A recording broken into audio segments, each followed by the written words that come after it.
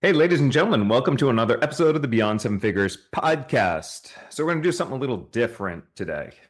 A few years ago, my son, Branson, joined the podcast. We had a little fun. He interviewed me, I interviewed him, and I thought it would be great just to bring him back into the podcast, get a sense of a day in the life of the entrepreneur, and also, Branson's doing something really, really cool right now.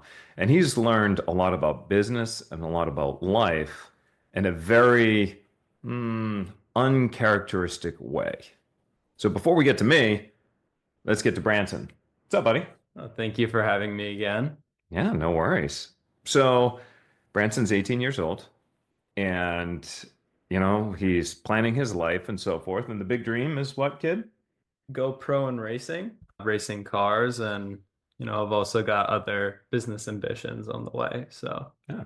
mhm. And, you and I have had quite a bit of conversation around how business and life and racing cars and everything, how everything just sort of like lines up. So, how has racing Mhm. taught you so much about, I guess, what you've learned both from me and what you've observed Yeah. from our friends who own successful companies? What have you noticed? Well, I'd also say knowing a little bit about business going into the racing world was helpful because Mm-hmm. everything, even in racing, it's all about business. You see all these sponsors on the carts, on the cars, on everything's about money, you Hmm. know? And so I've used that to sort of my advantages because a lot of these drivers, they start very young. They've only been surrounded about around racing. Hmm. I've used my business and marketing background to sort of give me or trying to give me that upper hand, especially on the social media aspect. Like I'm able to market myself and promote myself better so that when I'm ready to attract sponsors, it gives me that upper hand among these other drivers. So then that's interesting because I know, Branson has a coach and a team and a whole bunch of other people that surround him and trying to help him become successful. And what he learned is that just being a great race car driver isn't enough, actually, to make it all the way to pro. So the way that I would like to compare that is just having a great product or just having a great service. Well, that's not enough, right? Branson could have some great times. It's not enough. What is actually either just as important or slightly even more important? Because we spoke to somebody, a really great Brazilian driver, who comes from lineage of F1 drivers and whatnot, and he said, "Look, I might place third or fourth, and that doesn't matter as much as some of these other things." Yeah, no, it's so important whether people like it or not. It's not always the best driver that goes far. It's the overall package. What else are they bringing to the table? So now, like being in this racing world for over a year now, I'm starting to see it more where it's not the best drivers who are making it. It's the best overall drivers, the Yeah, most well-rounded. They do well, yeah. racing, but they've also got the personality, they've got the following, and at this high level as well. The difference between like first place and 20th is less than a second. Hmm. All these drivers are really good drivers. And so it's a matter of these little other things, that will make that much better. So now transfer that into business. I know you've Hmm. got business ambitions. Branson's funny. He said, "Dad, I want that money that I make from racing. I just kind of want to like put that aside and keep that in the bank. I really want is to become more wealthy through my business." And so let's kind of talk about like everything that you just shared right there. How does that then transfer to business owners? What have you learned to say, okay, now that we've done this, this is for me to make a very successful business. These are the key things that have to go in place. Hmm. Yeah, there's definitely a lot of like principles I've learned from racing. Yeah. It's dedication. You Yeah. need to be able to work harder than, you ever anticipated. You got to work harder than everyone else to make it, and you got to think outside of the box. But it's not just harder, right? It's smarter. And it is because Hmm. at the level that he's at, he's not trying to make up seconds. He's trying to say, what do I need to do to Hmm. I mean, he'll text me at the end of a race session if he's 1/10 of a second faster. I mean, we're talking if he's 1/10 of a second faster, he's overjoyed with excitement, right? So just working hard, he can go to the track all day and work as hard as he wants. If he's just driving around and horsing around and whatnot, like that's not going to make a difference. He's tweaking so much to make an impact. He goes in with a goal, and Hmm. it's like, here's that goal, and there's a strategy that gets to that goal. Yeah, well, it's not even working more all the time. It's optimizing the amount of that time you work. It's making every minute worthwhile. And so, especially in racing where it is so expensive to drive, you got to make every single second worthwhile. So, my trainer and I, before I get out on track, it's like, okay, this is what we're focusing on today. And Hmm. then next session, this is what we're going to focus on. There are drivers who spend multiple more hours than me every week. It's all because of budget. I'd drive every single day if I could, Hmm. but just financially, it's heavy. And it's not also smart. If I'm able to focus in, do 2 days of just every single session being to its maximum potential, I'm able to go that much farther than these other drivers. And so it's like he's being very intentional. He goes in with a plan, being very intentional. Versus if you think about how many business owners will sit there and they'll sit behind their desk and they're just busy. They're not going in it with an actual plan or a goal. What Branson's talking about is different. He's going in with a plan. He's going goal. He's being very, very intentional, and that's important. Now, there's a lot of things, a lot of crossovers here, right? Because he's got his trainer, and his trainer was a professional driver in his own right. The beautiful thing about having a trainer is that he's able to show Branson what he can't see while he's driving. So there's a situation where he was literally 1 foot from where he needed to be. 1 foot, that's it. And when you're traveling, in this particular area where he was turning, he was probably traveling maybe about 70 miles an hour. So, when you're going 70 miles an hour, 1 foot, it might not actually sound like a big deal. But when you're trying to get tenths of a second, it becomes a really big deal. So for many business owners to go from 0 to 80% of where they want to go, like that part, for the most part, is really easy. To close the gap between 80% and 96%, it gets incrementally harder and harder and harder. But then to close the gap between 96% and be the best, that's where it becomes very, very, very difficult. You're not going 1% leaps. You're going fractions of a percent, making those differences. And I want to pick up on some of the things that Branson mentioned. He talked about optimization, which is absolutely essential, right? Optimization. And we talk about that with the predictable profits methodology, right? Part of the operating system is this idea of our OSI method, which is optimization, systemization, and innovation. Optimization, systemization, and innovation. And that's what Branson does in the racetrack. So first he optimizes, and it might be a setup or whatever it might be, an engine, recalibration. And then once it's optimized, they document it to ensure that every single time they're on the racetracks, they get the same one. And then they go on and they innovate.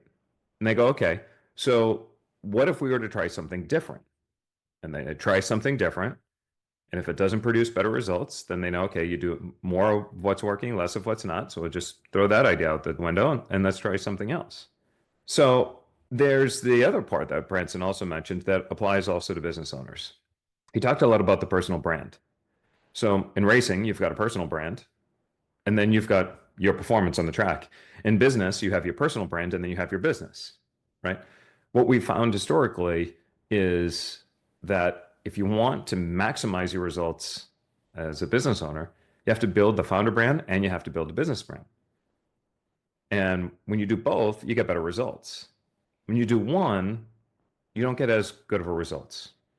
In fact, roughly the way the numbers work out, when you do both, instead of a 1 + 1 = 2, you get a 1.33 plus 1.33 equals 2.66 results. So you do much better. But actually, while that is true, in many ways, you'll also find that the personal brand brings in more leads at a lower cost. So it's really important to be able to do both of that stuff and lean in. And when you look about breaking away from just word of mouth and referrals, this part is absolutely essential. Now, one of the other things that I also want to to talk to you about Branson. We've talked about the racing, we've talked about how this kind of applies to your business and whatnot. Now, let's flip the script a little bit. What have you noticed about either working with me, or what have you noticed about observing some of the conversations that you've been a part of? And you've been a part of some conversations with CEOs of hundreds of millions of dollars where I've, invited you into those conversations, and then conversations with those 7 and 8 figure companies. If you were to tell our audience, like, what have you noticed that you want to take away and apply into your own business? Like, what have you seen the most successful traits have been? Yeah. Well, we've never really like talked about this, but also applying it on track. This just happened to me 2 weeks ago. I had a race. It was a national event, and it was not one of my best races. I'll admit, like I was not happy with my results. Afterwards, I really like sat down. We looked through the data, we watched the videos, and the whole reason, well, there were other factors that are out of my control, but one of my biggest issues was I was overdriving. Okay. Overdriving, which means I was just driving too hard. It's like this, that's so simple. I went back the next week and practiced on just driving smoother. And already we were seeing the times go way up. Yeah. And it was like, like it was right in front of my eyes the whole time. And it's such like a simple change. And I guess in a lot of our conversations and stuff we've had with different people, seeing you talk with them, a lot of times it's thinking out of the box, but not in a very crazy and sophisticated way that you might put in your head.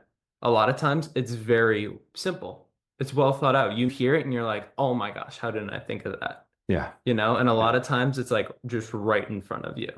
I Mhm. think people, me included, we overthink things.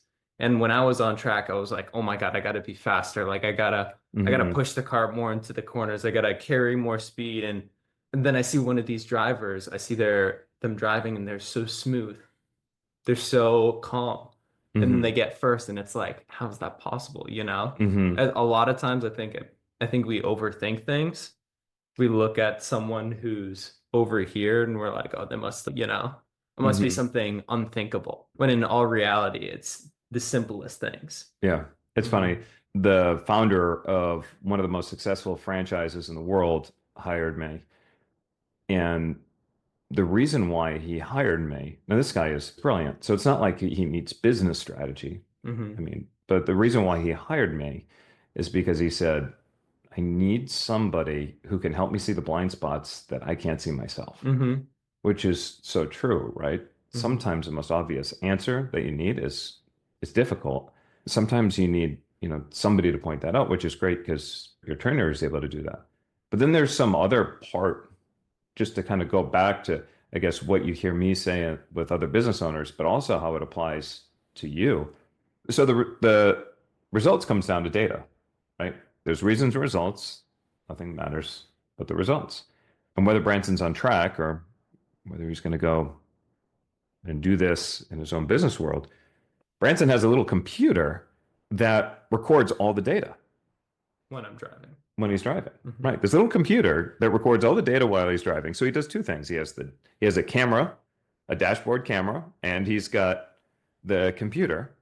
And then as soon as he's done, he goes back under the tent, pulls the data, looks at the data, analyzes the data, and then he's able to say, I broke too early here. I broke too late here.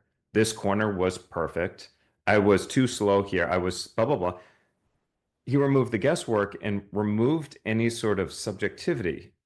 Because when you're, again, wanting to be the best, you can't sit there and go, I wonder what I should have done. I wonder what I should have done differently. Maybe I should have done this. Maybe I should have done that. You need the actual data. With our clients, the way that we approach this is with a CEO scorecard, right? There are several core KPIs that everybody needs to track, and there's a simple way to get started. But then over time, when you're really looking for those incremental benefits, you start tracking lots and lots and lots of data. And I mean, at this point, we track probably a few hundred different data points, but there's zero guesswork. Something works, doesn't work. Like we know what the problem is. Boom. It's instantly right in our face. I'm going to ask you, as as our listeners to kind of sit back and think about it. Like, how much guesswork do you have in your business? Let's say you're looking for more leads. Do you know why you're not getting more leads? I was just gonna say that. A Yeah. big thing is just asking why. Why aren't people doing this? Why are people doing this? Yeah. Why, again, connecting it back to racing. I was turning in too early on multiple corners and I was asking myself, why was I doing this? Mhm. I thought it was, going insane.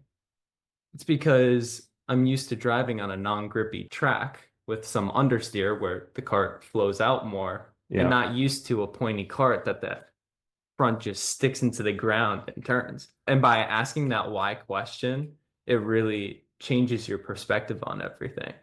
Another, back to what we were saying about just like the small changes, like nothing crazy. I remember you telling me when you were talking about changing the button, the Hmm. click button, Hmm.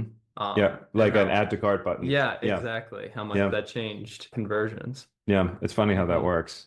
Yeah. It always amazes me. Tony Robbins likes to say, how you do one thing is how you do, everything. And part of just thinking in life is I'll take almost anything. I trained in jujitsu for many, many years. And I've even thought, like, how does my training in jujitsu apply to business? It's just trying to bring ideas from other places and bring them back in. Hmm. And, it's always you find out that the difference between a white belt and a black belt, even though everybody's training the same way and using the same things, always comes down to like the final little details. Hmm. Like, are you turning your thumb up or are you turning your thumb down? Because if your thumb's down, your elbow leaves your side and it's easy for your arm to get attacked. You turn your thumb up, now your elbow sticks right to your side and it's very Hmm. difficult. In a business, again, it's like, is your thumb up, your thumb down. In Hmm. racing, it's the same thing. You 1 foot too close, 1 foot too far away, you're Hmm. right there. Let's go back then to again, all these people that, you've heard me on coaching calls with our clients, you've heard me on the board of directors sessions, you've seen me in action. I've invited you to participate Hmm. in a number of these conversations. Now, as you're 18, you're an adult, you're looking to start your next business, like what are some of the like core principles that you've picked up on? Yeah, I mean, well, everything that we've been talking about, Yeah. looking at the data, using your resources. If you're getting into an industry, whether that's real estate, I find real estate interesting. I want to get into that, is hearing other people's stories more, using the people that's Hmm. around you, or even if you don't have the right people around you, finding Hmm. those people. There's Yep. places you can go, groups you can join, and surrounding yourself by people that are already at or farther in your course where you also want to go. Dean Jackson, he likes to use this phrase, like the solution to almost everything is who, not how. Mm-hmm. Not how do I do it? Who knows the answer Mm-hmm. to actually doing it and finding Mm-hmm. like who that who might be. Yeah. It's really, really good. Mm-hmm. We've talked about a lot of things. I mean, we've talked about the importance of a personal brand, and you also have to be a good driver. We've talked about data, which is another important thing. We talked about how little hinges swing big doors, so to speak, right? Mm-hmm. Look for these incremental optimizations. We really laid in on optimizations over and over again. But the one thing that we just kind of glossed over a little bit is you mentioned the track, and then sometimes there are things that are out of your control. Mm-hmm. Now, I remember a conversation that I had with you, and my timing was way off, but in the heat of the moment, you had mentioned that, well, it was completely out of my control. I think there was an issue with the card, if I remember right, something broke or whatnot, or somebody inadvertently put the wrong setting on, and you're like, it's out of my control. And I said to him, I go, well, if Lewis Hamilton or Max Verstappen were actually driving the vehicle, would they have gotten better results? And Branson said, well, probably. And I'm like, look, there's always going to be things that are in your control and things that are out of your control. At the end of the day, only focus on the things that are in your control and just focus on being better. Like what needs to happen for you to just be better? And that's important because in life, we deal with so many different things. Right now, there's disruptions with AI. There's political disruptions all the time. There's economic disruptions, competitive disruptions. You look at business owners, and there's a segment of business owners that go, this, whatever. The economy did this, or competitors did this, or AI is doing this. I mean, so what am I going to do? And they just kind of have this, like, almost like this little bit of a defeatist or powerlessness type of attitude. But the reality is you can always find somebody in every industry, in every situation that is actually creating opportunities, problems and opportunities. You can say the same sentence over and over again. You just switch it out. Instead of saying problems, you say, I have an opportunity. But when you have this focus on, well, what can I control and can I be better? You can be better. And, economy changes or AI or whatever it is, you want better answers, you ask better questions. So how can I turn this into the best situation possible? You just don't want to do the same thing and wait for a different result. That's the worst mistake you can make. Instead of doing the same thing and waiting and hoping things are turning around, it's about adapting and being adaptable. Marshall Thurber, who was Tony Robbins' mentor, Marshall Thurber also ended up mentoring me, and then we did some projects together. And Marshall shared that the number one character and the number one trait he sees in the most successful entrepreneurs in the world is their ability to be agile and adapt, and how quickly that they can adapt. So regardless of the challenges that you might face, like how are you adapting and how quickly are you adapting? So something to think about there. Now, I know you got a busy schedule. I want to do two things. Mhm. And this will be the first time I've asked him this question. I'm not perfect, obviously, but there are some things when you go to grow a business that you're going to do that I do that you're going to take into your life. But then there's going to be some things that you've noticed about me that you're like, nah, I don't want that. So I'm curious. Oh. I'm curious. Let's just answer that one. Let's start with what is it that I do Hmm. or that you've observed Okay. that when it comes to your own business, it's like, yeah, that's not for me. Hmm. Well, I will say there's a lot of, I think, little concepts I've learned just like growing up Yeah. around you that I'm gonna apply into my business. And like if I spend a lot of time thinking about it, I could probably tell you a lot of these little things. But I mean, your dedication and love for your business Hmm. is definitely huge.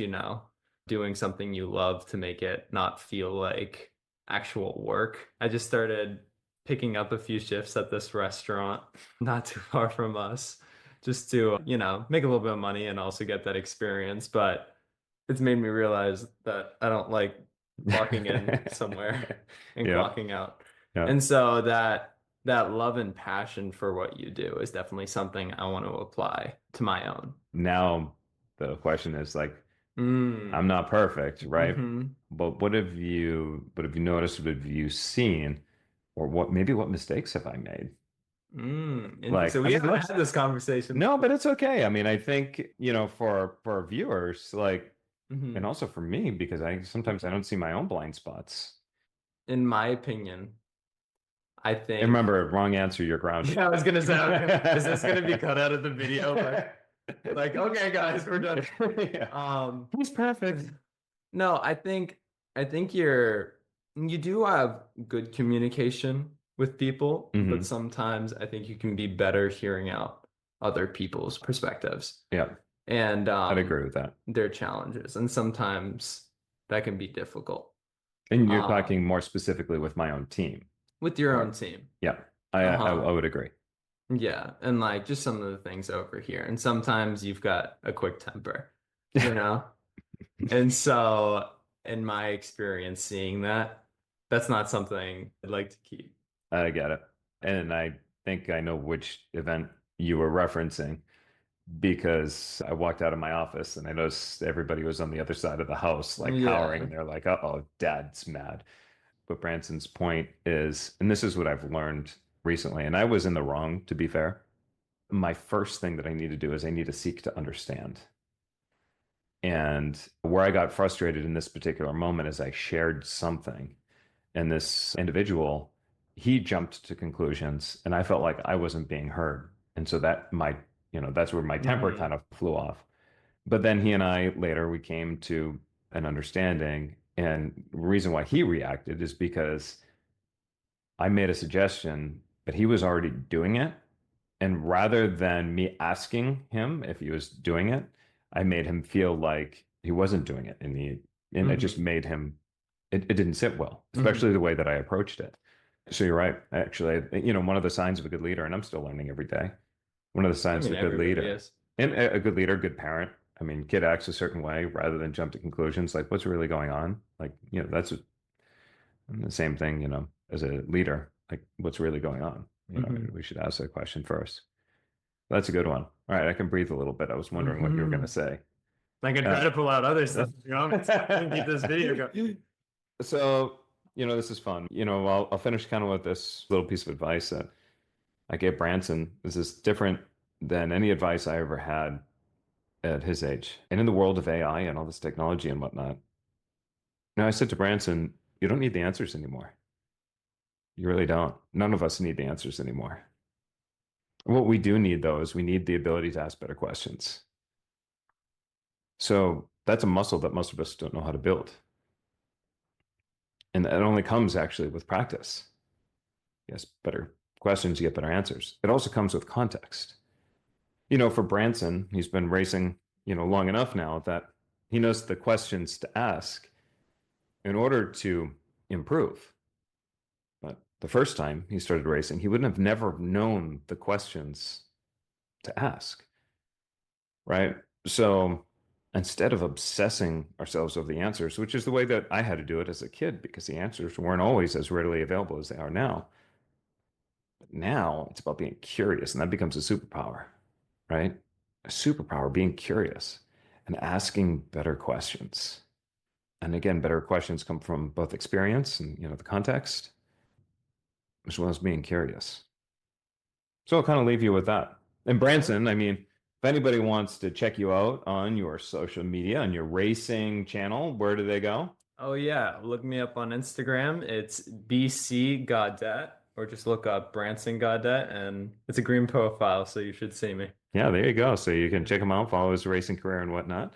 So that kind of wraps up today's episode of the Beyond Seven Figures podcast. Just wanted to shake things up a little bit. Again, it's been, probably 150 or so episodes since Branson was last on, and that would be fun to just bring him back on again, show you, especially my loyal listeners who've been listening for a while, how he's grown, what he's up to. And I was just gonna say, you forget the part where we've actually recorded this podcast almost 4 times now in the matter of the past month and a half because the microphone kept breaking. yeah, And so, but I will say, I think this might have been our best one. Each time we recorded, though, we said different things. So it's yeah, we had different topics and stuff. So, yeah, this was still nice. yeah, definitely, for Mhm. sure. And just the mindset that both Branson and I have when things like that happen, we're like, oh, you know what? Why is this happening for us? Why is it happening for us? So we try not to be too frustrated. Sometimes it's easier said than done, but On the it third is. time, I was pretty frustrated. That is true. It worked the second, maybe first and second, but. All right. So that wraps up today's episode of the Beyond Seven Figures podcast. Look for more tips, strategies, and information to grow your business faster, more predictably, and less dependent on you. Check us out at predictableprofits.com. Again, that's predictableprofits.com. I'm Charles Gaudet with my son here, Branson. I'll see you in another episode.